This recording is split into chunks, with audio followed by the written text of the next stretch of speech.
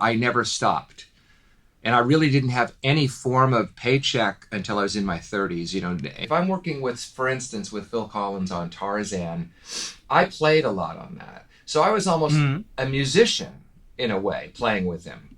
The other inspiration I get, honestly, are due dates. There's that nervous stomach feeling of, why did I sign this contract? And now I'm on the hook. I got to deliver. And it's due in September. Red crosses on the calendar. Yeah. Themes are the hardest thing to write. They're the hardest thing in the world to do. 4 notes, absolutely. Right? 5 notes, whatever. I think part of writer's block, honestly, is when you have time. So it is like this big stop sign that's like, okay, you can screw around all you want, but this isn't moving, you know.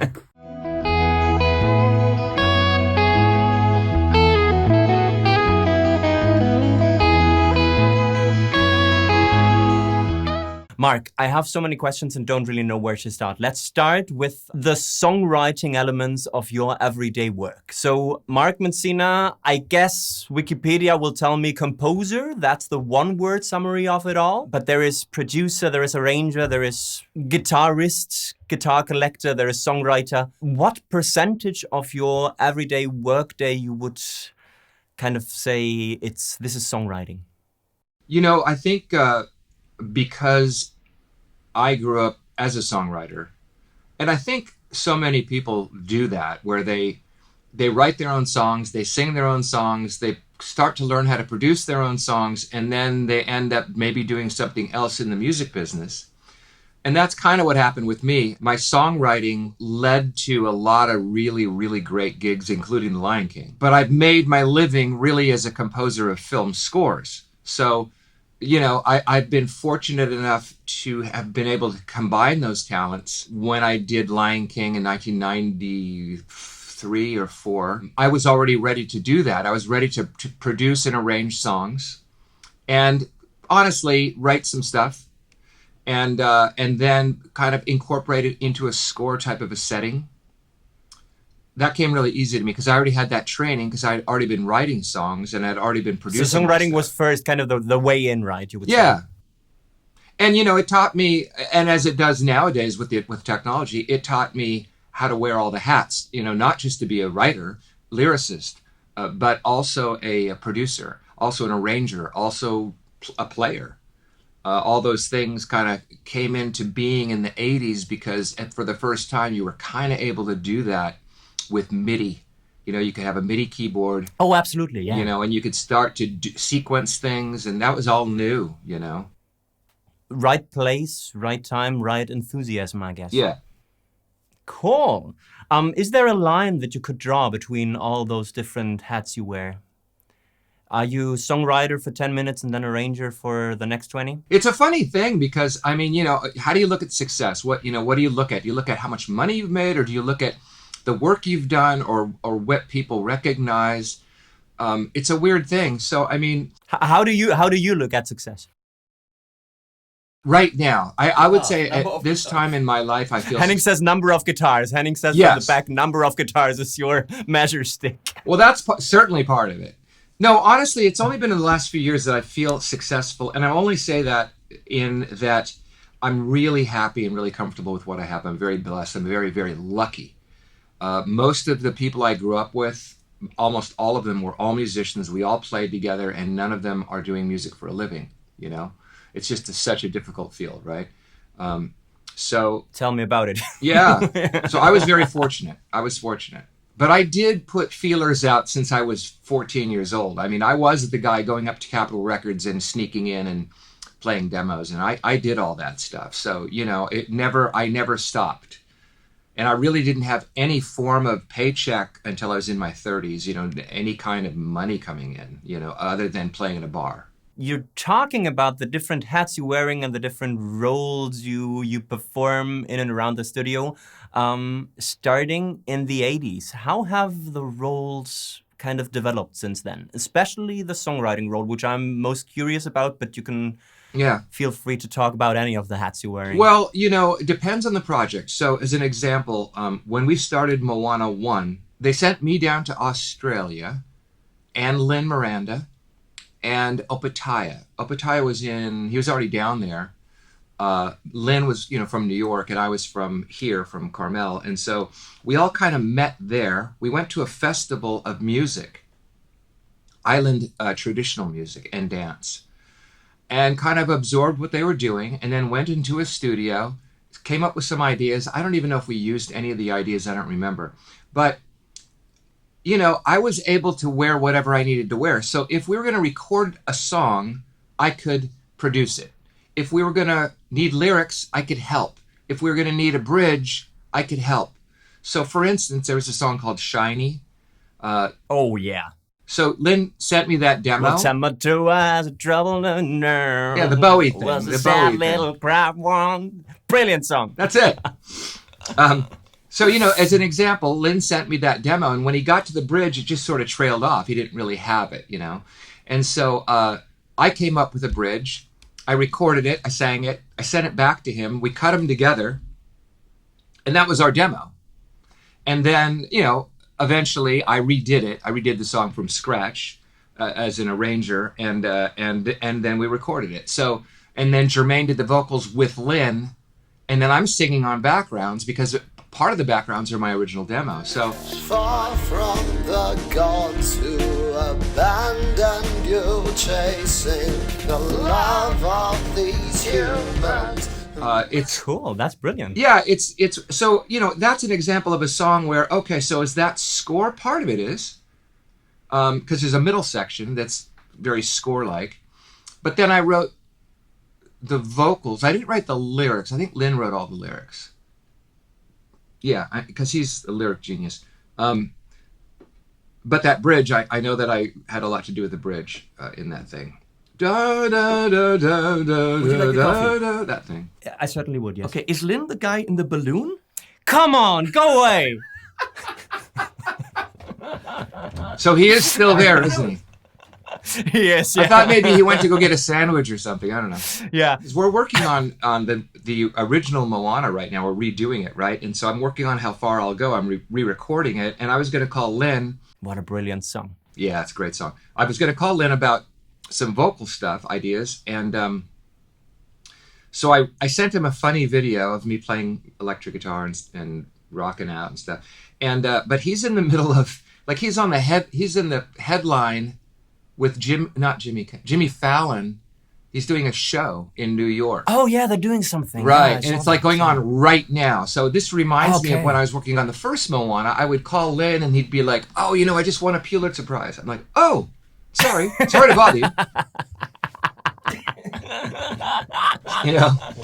So he's still the most famous person in the universe, but he's great. We've had so much fun. He's come out here twice. It's been great in Carmel. We the first time was to work on Moana, and we did We Know the Way. The second time was to do the opening for Mufasa, that movie, and we did that up here at my studio with Lebo, the original singer of The Lion King, and Lin-Manuel. Brilliant song as well. It was bizarre to have that Gomzo, group. Right? What a bizarre group of guys up here. The Lion King meets Lin-Miranda meets. It was weird. Crazy. It was fun. Really fun.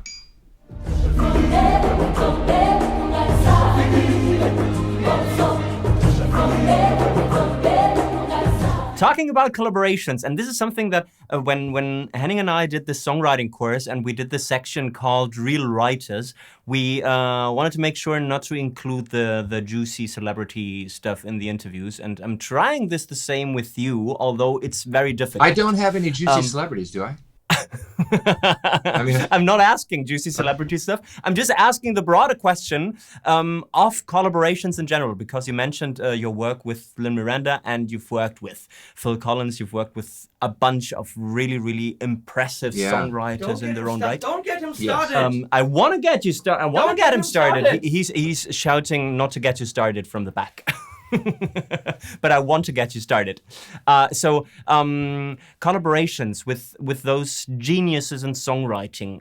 How does that typically work? What do you contribute? And more importantly, what do you take away from those sessions? Well, when you're talking about Phil Collins and Lin, the common denominator there is they're both incredibly talented. We all know that, right? We all think, well, of course. But sometimes you work with people and you realize that they kind of have a one-shot thing that they hit, and that's only their only talent. Right? One-trick ponies, yeah. Yeah. And a guy like Phil who can play, sing, write, all these things, and Lin who can play and sing and write. And lyrically, I've never seen anybody quite like Lin. Now, I've worked with Tim Rice, who is a fantastic lyricist and a wonderful human being, and extremely successful. And he's wonderful. He's great. But I've just never worked with a lyricist like Lin, where his brain goes so quickly, and he associates. He can tell a story in a lyric really effortlessly, it seems. It's quite remarkable. But what's great is I kind of wear whatever hat is going on at that moment. So if I'm working with, for instance, with Phil Collins on Tarzan, I played a lot on that. So I was almost a musician in a way, playing with him. And then I arranged a lot of it because I know his style, because I grew up with his music. So, I knew how to do a Phil Collins song. Like, I just knew how to do it, right? So, so that was extremely fun, but also, very comfortable for me. Whereas with Lin, it was different. With Moana, we just didn't know what Moana was. We didn't know what the music from Moana was. So we just didn't really, oh, look at that. Brilliant cappuccino. Nice. Hey, bring me one, will you, Henning? On it. He's on it. How far is it from Germany? It doesn't take too long. It's, 9 hours? Yeah, so I learned from all these guys, and a lot of times it's keep your mouth shut time. You know what I mean? A lot of the times, especially when I was first doing Lion King, they didn't really know who I was. So, it was keep your mouth shut and just do the work, and deliver. And if they ask you for a lyric, or if they ask you for this or that or this or that, just do it. Whatever it is. Be quick about it. Yeah, okay. I can imagine. Yeah. Brilliant. You mentioned your, let's say, affiliation with rock music in the broader sense, and also I checked out your credits on Yes Productions, on other prog rock thingies. How is working with rock bands different from working for Disney, let's say? Probably more structured,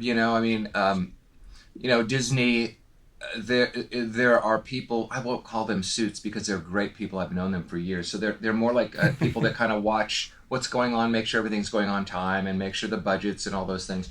When you work with Yes, they show up when they want to show up.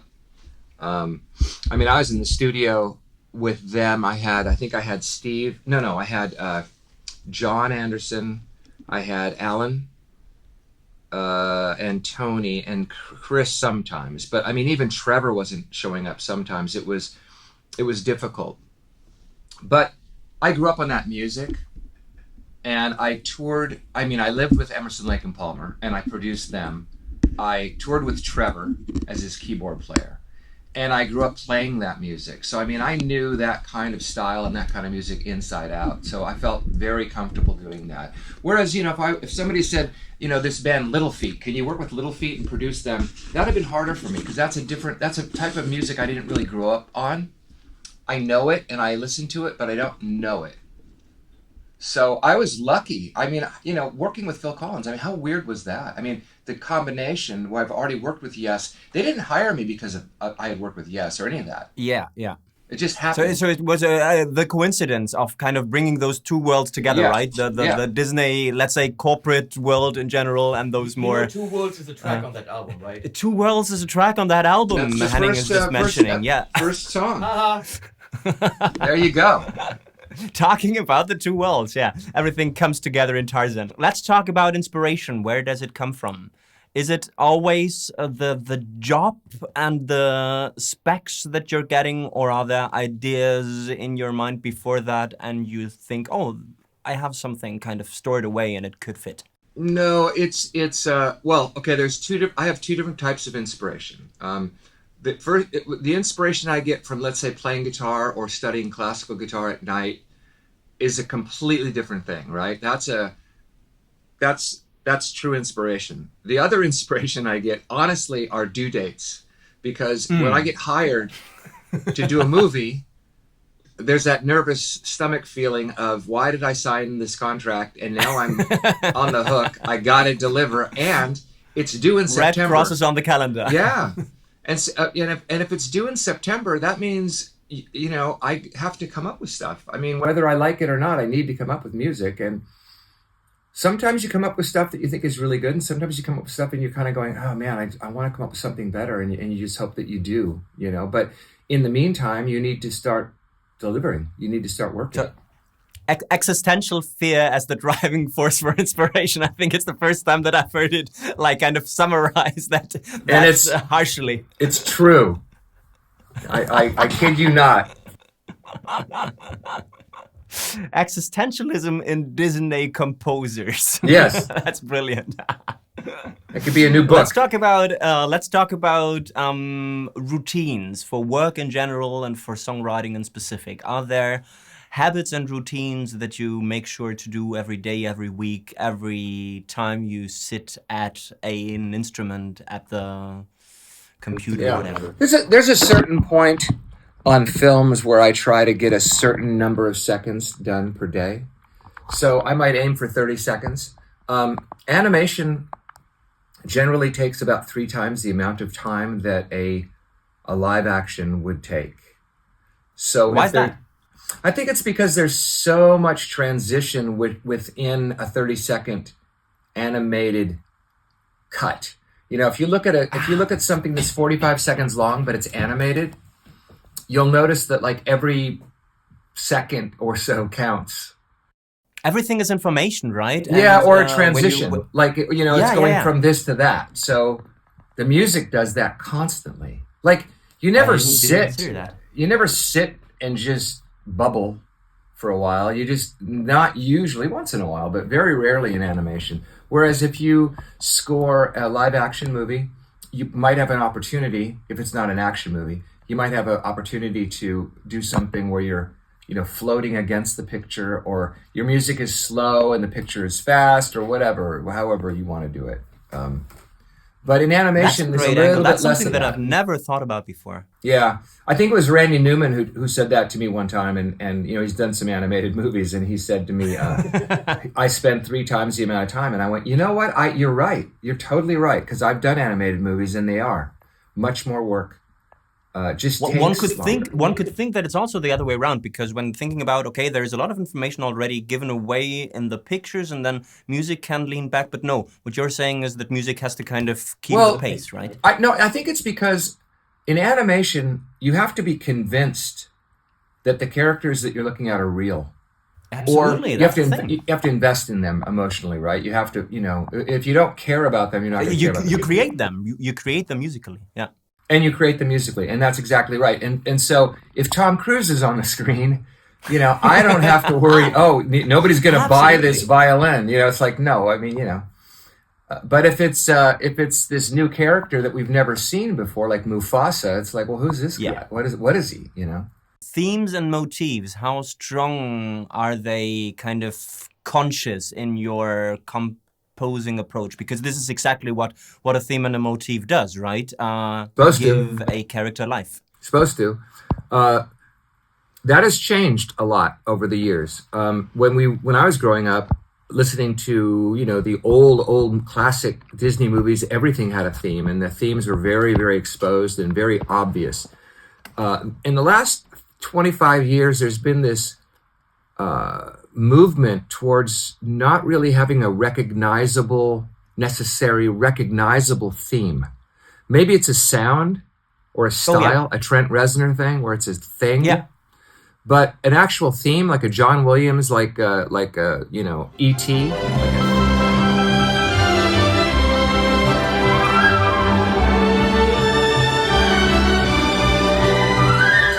Like a theme, that seems to be a bit looked down on. Now, for me, that's all I care about, because themes are the hardest thing to write. They're the hardest thing in the world to do. 4 notes, right? 5 notes, whatever. So if you look at Speed, some of my favorite film scores, they're all thematic, and they're all very short. Thematically, they're short ideas. And that to me is the hardest thing to write, and also the most memorable thing to write. So I'm lucky, again, that I'm doing animated movies, because they do care about themes. Whereas if you did for instance, the last Twister movie, I didn't do the last Twister movie, but the first Twister movie I did do. And that movie's got real obvious themes in it. The new Twister movie, it's more about the songs in it. It's just a different approach. And, it's an approach that works fine. It's just not what I love to do. Because for me, I love leaving in the theater and having that theme in my head. I like that idea. Oh, brilliant. And it's those memories that the theme is able to bring back, right? I think so.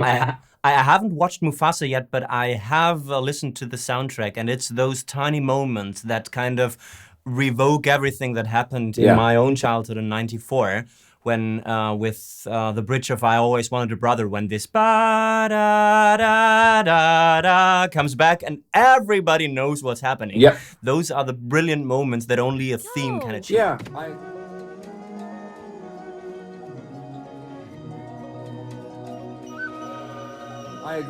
I agree, and I think sometimes that's missing. Sometimes there's a really great film, and I just feel like, God, I wish it had a great theme, because if it had a great theme, it'd be even better.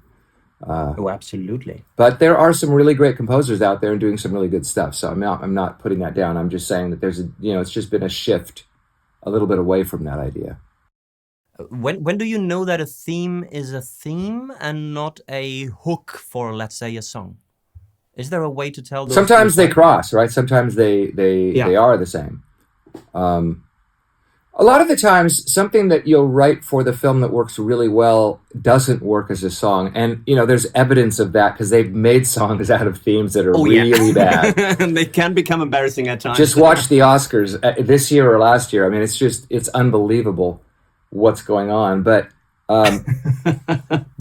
in the past, there have been some great themes that I think Henry Mancini was like the king of that, where he would do a score that had a melody that they could turn into a song and it'd be a great song. Born Free. Did he do Born Free? I don't even know. He might not have. But Pink Panther. I mean, he's done so much stuff.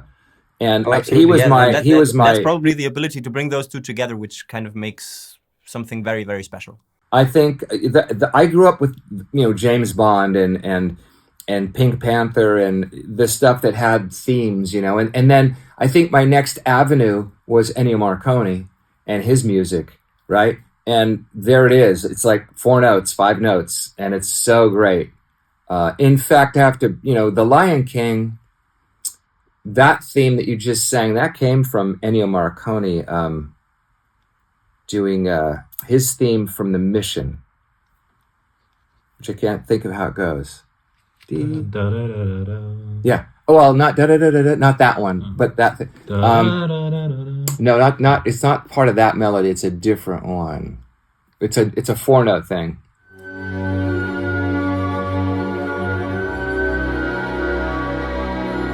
It was Tempt with Ennio, and I kept thinking, oh boy, that's gonna be a tough one. Somebody managed. I'll think of it. Brilliant. Is the fear of those deadlines the reason why Mark Mancina doesn't believe in writer's block? Yeah, I mean, it's not that I don't believe in it; it's that I don't have it, and I don't want it. And I think part of writer's block, honestly, is when you have time, because if I have time, I don't get anything done. Oh, that's brilliant. I just drink coffee and hang out, play guitar, talk about guitar. I buy guitars, ask Kenny. But if somebody goes, I need this by tomorrow, all of a sudden, I'm not buying guitars, I'm not. No more coffee, no more guitars. or I might be drinking twice as much coffee, but I'm working while I'm coffee, less guitars. Yeah. So, who taught me that was, I've learned from composers, Alan Silvestri. I asked him one time, way back, 20 years ago probably, I said, what motivates you? What, and he goes, the dub dates. The dub dates are when they mix the movie. That's the final mix. Okay. So when you say, well, when is the dub? If the dub is in September, that means you better be done with the score by then, or close to it. So it is like this big stop sign that's like, okay, you can screw around all you want, but this isn't moving. I'm asking because this is one of our central, let's say, elements in the songwriting course, where we talk about writer's block being that bad excuse for simply doing what you just mentioned, doing nothing at all. Yes. And not even bringing up kind of the ambition to stand up and get inspired deliberately. You have to write some bad songs. I mean, it's just the way it is. And it's difficult if you say, well, I'm going to write 12 great songs. Here's Henning's job to write bad songs. Yeah. Well, Henning kind of has made a career at writing bad songs. So glad I can't see him. I think that everybody writes bad songs. I mean, McCartney, Elton John, Seal, all these guys write bad songs. But I think sometimes you have to write that song to get to the next song. And I think if you feel like you're blocked, oh, this isn't very good, I'm blocked, you don't finish the bad song. And then you don't move on to the next song. And I think that's a mistake. If we put on Mark Mancina's producer and arranger hat, how many bad songs get to you and what do you do with them? Well, they've gotten to me before, yeah, for sure. Well, I have to say, most of them have not ended up in the movies because most of them got thrown out. But I did have to arrange them. I did have to do everything I could possibly do to save it. There was a song in The Lion King called... He's got it all worked out. He's got it all worked out. I can't remember what it was.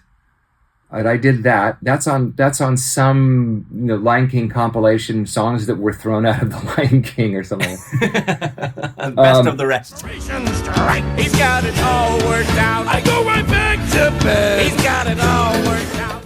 It's difficult. Obviously, okay, when I have a song like How Far I'll Go, the demo, as when I heard it, it was a very rough demo, but the song is great, and the lyric is great. So I've been standing at the edge of the water long as I can remember. I've been waiting for a sign. So that was really fun because I was like, I'm only going to make this a number one hit. That's what I'm going to do. I mean, it already is great. So all I've got to do is make it really pop and friendly, fun to hear, fun to listen to. Keep it simple and do it right. And that's what I did. And so that was easier than, let's say, Shiny, which was a harder song because it's not a bad song. It's a good song, but it's a weird song. It's not the what we would call the radio single, right? Certainly not even considering a Disney song. It is now, but when we first got it and they played it for me, and it was only half of a song kind of. I was like, what? Wait a minute. There's a crab at the bottom of the ocean. He's going to sing this song. What are you guys talking about? Aren't we? Is this Polynesian? That it's great because after, I don't know how old this movie is, 7-8 years, people still appreciate that song especially. I know. Isn't it weird? Something happened. Yeah.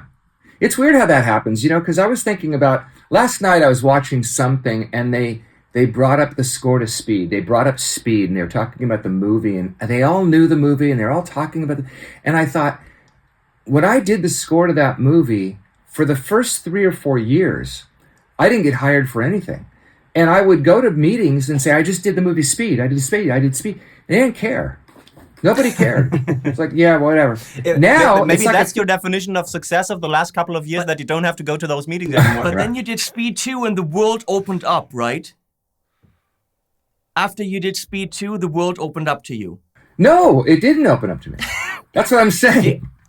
Henning has got a problem with serious and professional in-depth interviews. What? Oh, I know that. Other things in-depth. Speed 2 is where it's at. Believe it's me. It's a boat, man. It's a boat. I know. And that's why you're not allowed to see him anymore. Yes, I spent days with him. Believe me, I know his issues. I've spent years with that man. Oh God, you're a saint.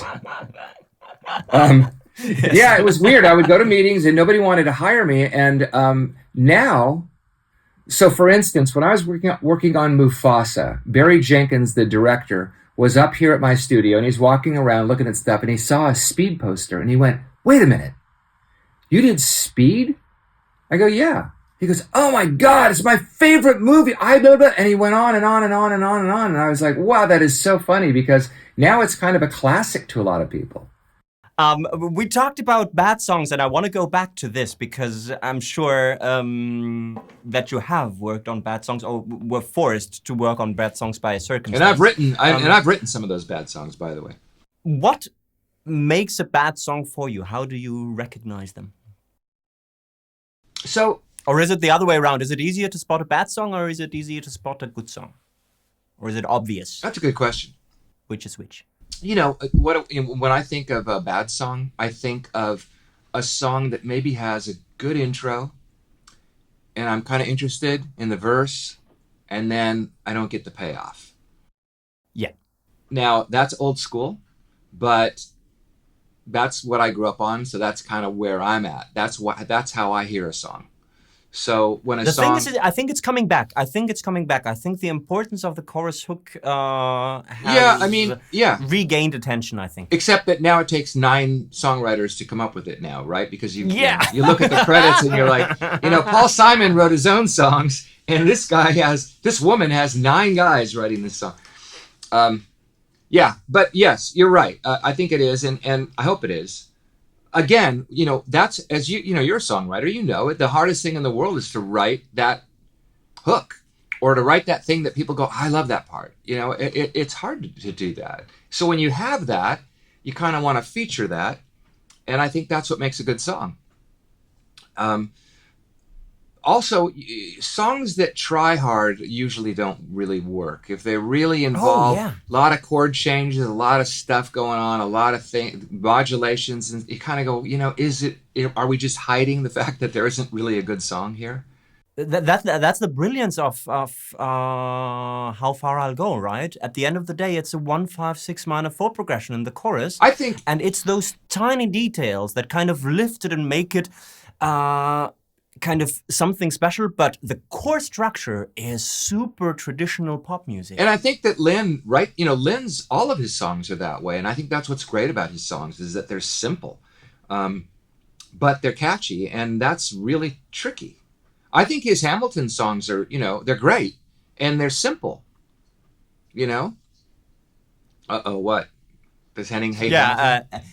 I think we have to inform Henning about the fact that Hamilton is actually a real thing, yeah. Has he ever heard of Hamilton? Or is it, some of the Germans don't follow. He's very good at pretending to be even stupider than he is. It's funny. I was thinking about this the other day.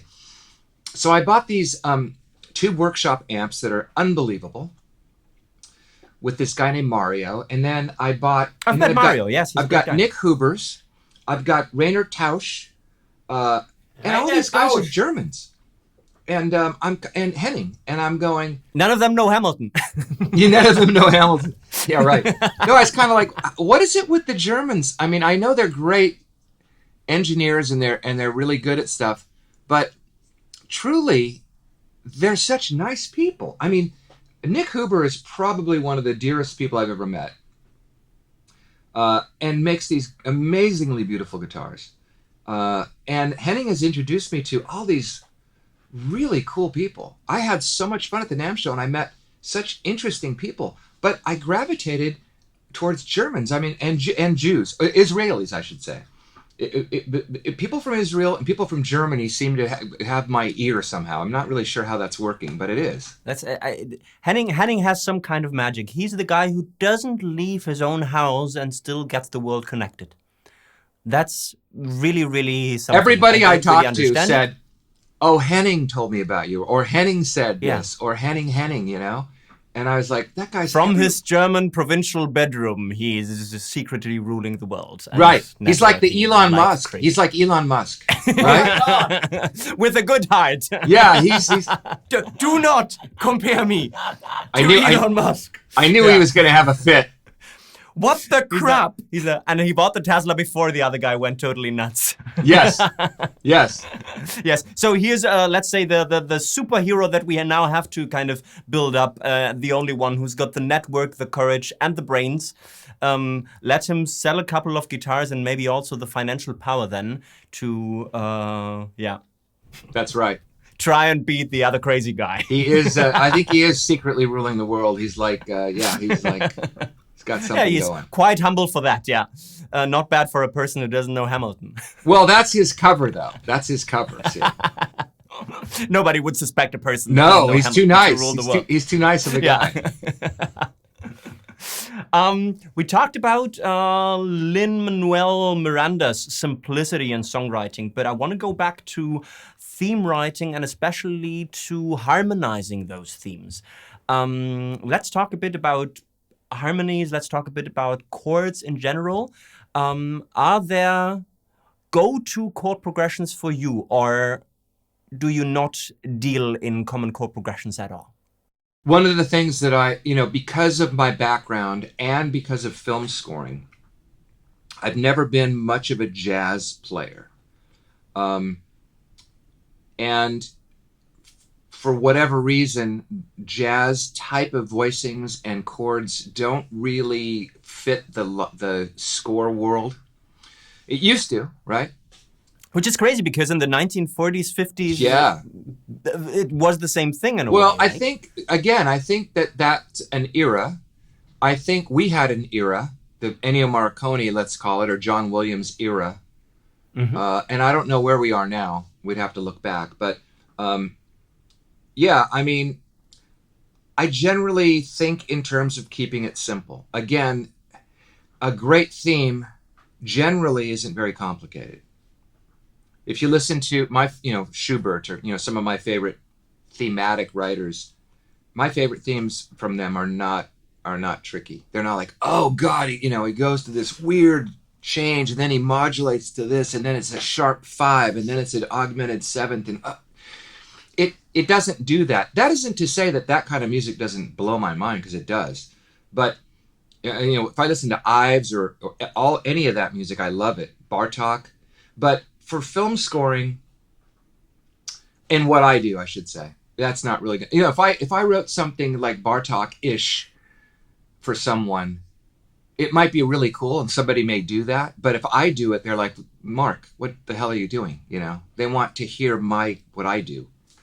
Oh, absolutely, yeah. You know what I mean? Yeah. That's kind of a curse with Hollywood too. Yeah. So not really the one-trick pony thing in that you only do songwriting or you only do arranging, but you have got a voice of sorts, right? You have got a soundscape. But I've been fortunate because I have been able to do the different jobs, because most guys, me included, they put you in a box. So if you do if you do Gladiator, then you're the guy that does Gladiator. Yeah.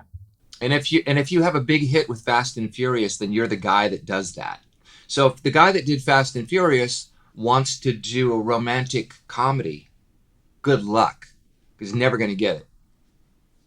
Not that he couldn't do it. Now, the antithesis of that is John Williams, who did Catch Me If You Can and did E.T. One's a jazz score-ish. One's a memorable John Williams score, right? He did both because he can, but he was given that opportunity to do both. Most of the time, a director would say, well, get the jazz guy. Don't get that guy, because that guy did E.T. That's what he does. That's a risk, yeah. They put you in a box. Yeah, okay. And I'm in a box, too. I'm in a box. I mean, what's your box? I think it's a thematic. I think a lot of people think of me as sort of a Disney-ish composer, which is a funny thing, because I did Training Day, which is about as far away from Disney as you can get. But absurd, yeah. but that's and I would love to do another Training Day. I would jump at the chance to do something really dark and weird, but I'm probably not going to get that. I'm probably going to get Moana 9. Now that we're getting your YouTube channel the exposure that it actually deserves, we'll make sure. Someday somebody will watch that channel. Someday there'll be more than 5 people watching it, and then. That's really, really something. Let us talk, and I'm really one more technical thing, and then I'm basically through and flattered. Great. And let's talk about prosody for a second, because this is one of my kind of highlight topics when talking about songwriting. So every time that lyrics and music go together. In your case, even more precise every time that pictures and music go together. So the radical version of it would be what Disney people call Mickey Mousing, where you actually give music to everything that you see on screen. I'm not. They call that Mickey Mousing? They call that Mickey Mousing. That's Yes, funny. I read that the other day, and I thought it was a Hollywood just. I kind of hate that about Disney movies, and I'm always fighting them on that because, yeah, I mean, give it a rest. You know, sometimes with an animated movie nowadays, we were trying to convince everybody with a movie, an animated movie with music going all the way through. And I think taking a break once in a while is really refreshing with an animated movie. But every time I suggest it, they'll go, yeah, for sure, yeah. And then they come back, we really need music to cover this. You know, it's just like, ugh. Nothing you can do about it. I guess it's just the way it is. I guess that's just the way it is.